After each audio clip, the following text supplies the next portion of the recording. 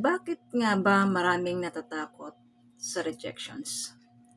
Rejection sa business, rejection sa work, or kahit sa sarili. Parang ang sakit kapag hindi ka tinanggap, no? Pero alam mo, hindi pala end of the road yun. No? Sa Clicknamics journey ko, natutunan ko na ang rejections is just redirections. At madalas, si Lord mismo ang nag-guide sa atin. May tatlong dapat tandaan pagdating sa rejections, no?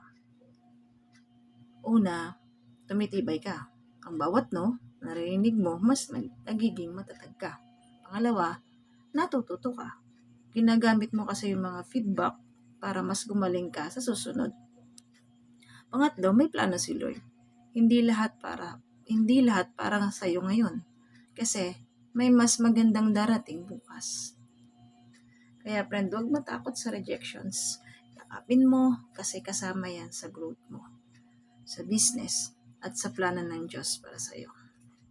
So, dapat tandaan ang bawat no o rejections na na-encounter natin sa business, sa work, at kahit mismo sa sarili natin, na ang bawat no o rejections, yan ay magiging hakbang papunta sa mas malaking yes.